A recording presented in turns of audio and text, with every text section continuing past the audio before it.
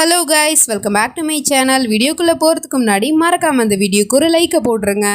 Last பார்ட்டில் நம்ம ஹீரோயினிக்கு போன ஜென்மத்தில் நடந்த எல்லா விஷயமே ஞாபகம் வந்துருச்சு. அதனால ஓடி வந்துக்கிட்டு இருக்கா ஓம்காரை பார்க்க. ஆனால் அதுக்குள்ளே இங்கே ஃப்ரெண்டுக்காரன் ஆல்ரெடி போட்டு வச்சுருந்த பிளானை எக்ஸிக்யூட் பண்ணதுனால ஓம்காரோட மனசு சுக்குநூறாக உடஞ்சி போயிடுச்சு. அது தெரியாமல் இவன் இங்கேருந்து ஓடி வந்து ஓம்கார் அப்படின்னு சொல்லிட்டு கட்டி பிடிக்க வந்துக்கிட்டு இருக்கா.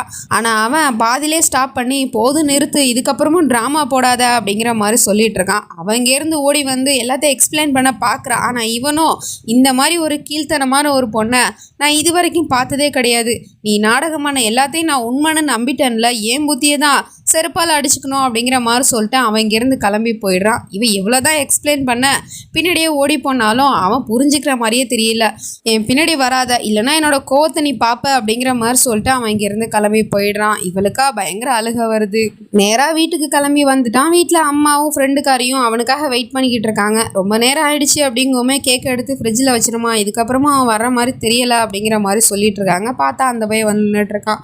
உடனே ஃப்ரெண்டுக்காரையும், இங்கே பாரு ஓம்காரை, என் மேலே கோவப்படாத, நான் ஒன்றும் இங்கே வரல, ஆண்டி ரொம்ப ஃபோர்ஸ் பண்ணி என்னை கூப்பிட்டதுனால தான் நான் இங்கே வந்தேன், என் மேலே கோச்சிக்காத அப்படிங்கிற மாதிரி அவள் அப்பாவே பேசிகிட்டு இருக்கா. அவன் இங்கேருந்து வந்து ஃப்ரெண்டுக்காரிக்கிட்ட மன்னிப்பு கேட்டுட்டு இருக்கான். நீ சொன்னது எல்லாமே உண்மை தான் நைனா, அவன் என்னை யூஸ் பண்ணிக்கிட்டா, என்னை முட்டாளாக்கிட்டா, அது தெரியாமல் நான் ஓ மேலே வர கோவப்பட்டேன், எனக்கு தெரியும் நான் அவங்ககிட்ட ரொம்ப ரூடாக பேசிட்டேன், அதுக்கு மன்னிப்பே கிடையாது, நீ என்னை என்ன வேணா பண்ணிக்கோ அப்படின்னு சொல்லிட்டு அவன் ஒரு கட்டையை எடுத்து அவள் கையில் கொடுத்து அடிச்சுக்கோ அப்படிங்கிற மாதிரி நின்றுட்டுருக்கான். அவளும் அடிக்க வர. அப்புறம் சரி பொழைச்சி போய் இப்போது அந்த மயூராவோட உண்மையான முகம் என்னங்கிறது உனக்கு தெரிஞ்சிச்சு, அது போதும் எனக்கு அப்படிங்கிற மாதிரி நானும் உன்னை மன்னிச்சிட்டேன்னு சொல்லிடுறா. அப்புறம் அம்மா ரெடி பண்ண வச்ச கேட்க நம்ம ஹீரோவும் வெட்டுறான். அப்போ ஏதாவது விஷ் வேண்டிக்கோ அப்படிங்கிற மாதிரி சொன்னதும் இவனும் என்ன விஷ் கேட்குறான்னா, நான் இதுக்கப்புறம் அந்த மயூராவோட முகத்தையே பார்க்க விரும்பலை, அவளை என்னோட வாழ்க்கையை விட்டே தூரமாக்கிடுங்க கடவுளே அப்படிங்கிற மாதிரி விஷயம் கேட்குறான். இந்த பக்கம் நம்ம ஹீரோயினியும் கேக் வெட்டலை இல்லையா, பாட்டிமா தான் கூட இருந்து கேக் கட் பண்ண சொல்லிக்கிட்டு இருக்காங்க. அவளும் கட் பண்ணுறா. அவன் என்ன விஷ் கேட்குறானா, போன ஜென்மத்தில் தான் என்னோட ஓம்காரை நான் இழந்துட்டேன், ஆனால் இந்த ஜென்மத்தில் நான் ஓம்காரை இழக்க விரும்பலை, எங்களோட லவ் ஸ்டோரி இந்த ஜென்மத்தில் கம்ப்ளீட் ஆகணும் அப்படிங்கிற மாதிரி சொல்லிட்டு விஷ் கேட்குறா. அப்புறம் பாட்டிமா கிட்ட கேட்குறா, உங்களுக்கு இந்த மறு ஜென்மம் அதுலலாம் நம்பிக்கை இருக்கா பாட்டி, அதெல்லாம் உண்மையா அப்படிங்கிற மாதிரி கேட்டால் அவங்க ஏமா திடீர்னு இதை பற்றி கேட்குற அப்படிங்கிற மாதிரி கேட்குறாங்க. இல்லை சும்மா தான் கேட்டால் சொல்லுங்கள் அப்படிங்கிற மாதிரி சொன்னதும் ஆமாம்மா எனக்கு அதில் நம்பிக்கை இருக்குது அப்படிங்கிற மாதிரி அவங்களும் சொல்லிடுறாங்க. அப்புறம் இவளும் எனக்கு இது வரைக்கும் அதில் நம்பிக்கை இல்லை, ஆனால் இப்போ தான் நான் அதை நம்புகிறேன் அப்படிங்கிற மாதிரி சொல்லிட்டு இருக்கா. சரிம்மா நீ ரெஸ்டடு அப்படிங்கிற மாதிரி அவங்க இங்கேருந்து கிளம்பி போயிடுறாங்க. நம்ம ஹீரோயினி இப்போ எத்தனை வருஷம் ஆயிடுச்சு, என்னோட குடும்பம், என் அப்பா அம்மா, என்னோட தாரா, அவங்களாம் எங்கே எப்படி இருக்காங்கன்னே தெரிலையே, அவங்கள நான் பார்த்தே ஆகணும், ஆனால் அதுக்கு முன்னாடி நான் ஓம்கார்கிட்ட பேசியே ஆகணும் அப்படின்னு சொல்லிட்டு அவனுக்கு கால் பண்ணுறா. எத்தனை தடவை கால் பண்ணாலும் கால் அவனுக்கு ரீச் ஆக மாட்டேங்குது. அவன் நம்பரையே பிளாக் பண்ணி போட்டான் போல். அப்புறம் இந்த பக்கம் காலிங் பில் அடிக்கிற சவுண்டு கேட்குது ஓம்கார் வீட்டில். அவனும் போய் டோரை ஓப்பன் பண்ணுறான். பார்த்தா நம்ம ஹீரோயினி தான் வந்திருக்கா. அவளை பார்த்த உடனே இவன் டென்ஷன் ஆகிட்டு, இங்கே பாரு அம்மா தூங்கிட்டு இருக்காங்க, மரியாதையாக சீன் கிரியேட் பண்ணாமல் இங்கேருந்து கிளம்பிடு அப்படிங்கிற மாதிரி சொன்னால் அவளோ கேட்க மாட்டேங்கிறா. உங்ககிட்ட நான் பேசியே ஆகணும் அப்படின்னு சொல்லிட்டு கிடுகிடுன்னு வீட்டுக்குள்ளே வந்துட்டா. நான் சொல்கிறத நீ கேட்டுதாகணும், இல்லைனா ஆண்டியை நான் எழுப்பி விட்டுருவேன் அப்படிங்கிற மாதிரி சொல்லிக்கிட்டு இருக்கா. உன்ன மாதிரி பொண்ணுக்கிட்டேருந்து வேற என்னத்தை எதிர்பார்க்க முடியும், என்னத்தை நீ சொல்லணும், எல்லாத்தையும் தான் நான் பார்த்துட்டேனே, இப்போ என்னத்தை சொல்ல வந்திருக்க அப்படிங்கிற மாதிரி கேட்டால் அவளும் சொல்லி புரிய வைக்க பார்க்குறா. நான் அவங்ககிட்ட நடந்துக்கிட்டது எல்லாமே தப்பு தான், ஆனால் அது உண்மை என்னங்கிறத தெரிஞ்சுக்கிறதுக்கு முன்னாடி நான் பண்ணது. ஆமாம் நான் உன்னை முட்டாளாக்கணுங்கிறதுக்காக தான் அந்த மாதிரி பண்ணேன், லவ் பண்ணுற மாதிரி ட்ராமாலாம் போட்டேன், ஆனால் எனக்கு பார்ட்டியில் மயக்கம் வந்துச்சு இல்லையா, அதுக்கப்புறமா தான் எனக்கு எல்லாமே ஞாபகம் வந்துச்சு, நாம் மறு ஜென்மம் எடுத்து பிறந்திருக்கோம், போன ஜென்மத்தில் நீயும் நானும் ஒன்று சேரவே இல்லை, நம்மளோட லவ் ஸ்டோரியும் பாதியிலே முடிஞ்சு போச்சு, அதை கம்ப்ளீட் பண்ணுறதுக்காக தான் நம்ம மறு ஜென்மம் எடுத்து நீயும் நானும் பிறந்திருக்கோம் அப்படிங்கிற மாதிரி அவள் எவ்வளவோ சொல்கிறா. அது மட்டும் இல்லாமல் உன்னோட கையிலையும் என்னோட கையிலையும் அதுக்கான பர்த் மார்க் இருக்குது பாரு, உன்னோட கையில் நீ எனக்காக போட்டுக்கிட்ட மார்க் தான் இது, அப்புறம் என்னோட கையில் உன்னோட பேரோட பர்த் மார்க் இருக்குது, இதுக்கெல்லாம் என்ன அர்த்தம் உனக்கு புரியலையா, நம்ம திரும்பவும் மறு ஜென்மம் எடுத்து பறந்துருக்கோம், இதுதான் உண்மை ஓம்கார், ப்ளீஸ் என்ன நம்பு அப்படிங்கிற மாதிரிலாம் சொல்லிட்டு அவனை கட்டி பிடிச்சி அழுது உண்மையை சொல்லிக்கிட்டு இருக்கா. ஆனால் அவனும் அதை துளி கூட நம்ப தயாராக இல்லை. போது நிறுத்து, ஏற்கனவே தான் நல்லவன் நாடகம் போட்டு என்னை முட்டாளாக்கிட்டால, இப்போ என்ன திரும்ப வந்து ஏதோ புது கதையை விட்டுக்கிட்டு இருக்க, போன ஜென்மம் மறு ஜென்மெல்லாம் பேசிக்கிட்டு இருக்க, இது என்ன உன்னோட புது பிளானா, இங்கே பாரு உன்ன மாதிரி பொண்ணுங்களை பற்றி எனக்கு நல்லாவே தெரியும், மரியாதை இங்கேருந்து கிளம்பு அப்படிங்கிற மாதிரி அவளை கழுத்தை பிடிச்சி வெளியே தள்ளி கதவை சாத்திடுறான். அவ்வளோ அழுதுகிட்டு இருக்கா.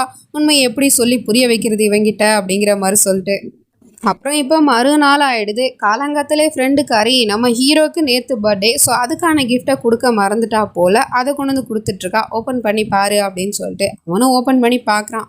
அதில் பார்த்தா ஒரு டைல்ஸில் அவனோட பேர் எழுதியிருக்கு. இது ரொம்ப ஸ்பெஷலாக ஜபல்பூர்லேருந்து வர வச்சாலாம், உனக்காக தான் நான் இதை ஸ்பெஷலாக பண்ணேன் அப்படிங்கிற மாதிரி சொல்லிட்டு கொடுத்துட்ருக்கா. அதை பார்க்குற இவனுக்கு பிளர்ராக அவனோட கடந்த கால ஞாபகத்துக்கு வந்துட்டு போகுது. அதாவது நம்ம ஹீரோ போன ஜென்மத்தில் இந்த மாதிரி மார்பிள் பிஸ்னஸ் தானே பண்ணிக்கிட்டு இருந்தான். ஸோ அதெல்லாம் இவனுக்கு காதில் கேட்குது. சங்கை மர்மர் சர்தார்ஜி அப்படிங்கிற மாதிரி கூப்பிடுற மாதிரி அப்படி தான் போன ஜென்மத்தில் இவனை கூப்பிட்டுருப்பாங்க. ஸோ அதெல்லாம் இவனுக்கு காதில் கேட்குது. ஆனாலும் இது உண்மையாக பொய்யாங்கிறதெல்லாம் அவனால் நம்பவே முடியல. ஃப்ரெண்டுக்காரிக்கிட்டேயுமே கேட்குறான், உனக்கு இந்த மறு ஜென்மத்துலலாம் நம்பிக்கை இருக்கா நயனா அப்படிங்கிற மாதிரி சொல்லிட்டு. எனது மறு ஜென்மமா? அப்படிலாம் ஒன்று கிடையவே கிடையாது, ஏன் அப்படிலாம் திடீர்னு பேசிகிட்டு இருக்க அப்படின்னு கேட்டால், இல்லை சும்மா தான் கேட்டேன் அப்படிங்கிற மாதிரி அவனும் சொல்லிடுறான். அப்புறம் இந்த பக்கம் திரும்பவும் நம்ம ஹீரோயினோட அண்ணன் அந்த கிராமத்துக்கு வந்து பிரச்சனை பண்ணிக்கிட்டு இருக்கான். அங்கே இருக்கிற மக்கள்கிட்ட எல்லாம் காசை கொடுத்து இந்த கிராமத்தில் கெமிக்கல் ஃபேக்ட்ரி வரப்போகுது, அதனால இந்த பணத்தை வாங்கிக்கிட்டு மரியாதையாக இந்த டாக்குமெண்ட்டில் சைனை போடுங்க அப்படிங்கிற மாதிரி மிரட்டிக்கிட்டே இருக்கான். அப்போ அங்கே கரெக்டான நேரத்துக்கு நம்ம ஹீரோ வந்து அவன் ஒரு ஃபைலை காமிச்சிக்கிட்டு இருக்கான். அதே என்னடானா இங்கே இவங்க இந்த மாதிரி ஒரு கெமிக்கல் ஃபேக்ட்ரி ஓப்பன் பண்ண போகிறதாக ஆல்ரெடி பேச்சு வந்துச்சு இல்லையா, அப்போவே இவன் கோர்ட்டில் வந்து ஸ்டே ஆர்டருக்கு அப்ளை பண்ணியிருப்பான் போல். ஸோ அதுக்கான டாக்குமெண்ட் தான். அதனால் இந்த கிராமத்தில் எந்த ஒரு கெமிக்கல் ஃபேக்ட்ரியும் வராது, அதனால் இந்த கிராமத்தை விட்டு தள்ளி இருக்கிறது தான் உங்களுக்கு நல்லது அப்படிங்கிற மாதிரி இவனும் சொல்லிடுறான். இதில் அண்ணங்காரன் கோவமாயி அங்கேருந்து கிளம்பி போயிடுறான். அப்பா கிட்டே இந்த விஷயத்த வந்து சொல்லிட்டான் போல். உடனே அப்பாவுக்கு செமக்கம் வருது. யார் அந்த பையன், எதுக்காக அவன் அடிக்கடி இந்த மாதிரி வந்து பிரச்சனை பண்ணிக்கிட்டு இருக்கான்? ஏற்கனவே அந்த விஷாக்கா நம்மளோட ப்ராஜெக்டில் இன்வெஸ்ட் பண்ணலாமா வேணாமான்னு யோசிச்சுட்டு இருக்கா. இந்த நேரத்தில் இந்த பையன் வேற அங்கே ஸ்டே ஆர்டர் வாங்கியிருக்கான். இந்த விஷயம் விசாக்காவுக்கு தெரிஞ்சிச்சுன்னா அவள் கண்டிப்பாக நம்மளோட பிஸ்னஸ்க்கு இன்வெஸ்ட் பண்ண மாட்டா. அதனால் இதுக்கெல்லாம் காரணமான அந்த பையனோட கதையை முடிச்சுட்டு அவனை கொன்னுடு அப்படிங்கிற மாதிரி பையன்கிட்ட சொல்லிட்டு இருக்காரு. இந்த பாட்டிமாவும் கேட்டுடுறாங்க. அதே சமயம் நம்ம ஹீரோயினி ஜபல்பூருக்கு தான் போயிட்டு இருக்கா. அங்கே இருக்கிற தன்னோட ஃபேமிலி, அதாவது போன ஜென்மத்தில் இருந்த அப்பா அம்மா தாரா அவங்களெல்லாம் மீட் பண்ணுறதுக்காக கிளம்பி போயிட்டு இருக்கா. அப்படின்னு பார்த்து பாட்டிமா கால் பண்ணி முக்கியமான விஷயம் அப்படிங்கிற மாதிரி சொல்லிட்டு இருக்காங்க. என்ன பாட்டி அப்படின்னு கேட்டா, இந்த மாதிரி உன்னோட ஃப்ரெண்டு பார்ட்டிக்கு வந்தான்ல அந்த ஓம்கார், அவனை கொல்ல சொல்லி உன் அப்பா உன் அண்ணன் கிட்ட சொல்லிட்டு இருந்தாரு, அவனோட உயிருக்கு ஆபத்துமா அப்படிங்கிற மாதிரி சொல்லிடுறாங்க. இதை கேட்டு இவளுக்கு பயங்கரமான ஷாக்கா இருக்கு. அப்படின்னா ஓம்காரோட உயிருக்கு ஆபத்து, அவனை நான் எப்படியாவது காப்பாற்றியே தீரணும் அப்படின்னு சொல்லிட்டு வண்டியை திருப்பிட்டு கிளம்பிட்டா. அதுக்குள்ள இங்கே நம்ம ஹீரோ அம்மாவுக்கு உடம்பு சரியில்லை அப்படின்னு சொல்லிட்டு ஹாஸ்பிட்டல் அழைச்சிட்டு போகிறதுக்காக வெளியில் வெயிட் பண்ணிக்கிட்டு இருக்கான் ஆட்டோக்காக. அப்பா அவனோட நெத்தியில் ஒரு ஸ்னைப்பர் எய்ம் பண்ணிக்கிட்டு இருக்கான், கரெக்டாக ஷூட் பண்ணுறதுக்காக. கொலை பண்ணுறதுக்கு இப்போ தான் பேசினாங்க, அதுக்குள்ளே ஷூட்டரில் ரெடி பண்ணிட்டாங்க போல். கரெக்டாக ஷூட் பண்ணி அவனை கொல்ல போகிற நேரம் அந்த இடத்துக்கு கரெக்டாக நம்ம ஹீரோயினி வந்து ஓம்கார் அப்படின்னு சொல்லிட்டு அவனை பிடிச்சி தள்ளி விட்டுறா. அதில் அவனோட கையில் மட்டும் குண்டடி பட்டுருது. உடனே மயங்கிட்டான். இவ பதறி போயிடுறா. ஓம்கார் என்னாச்சு, கண்ணை திறந்து பாரு அப்படி இப்படின்னு சொல்லிட்டு.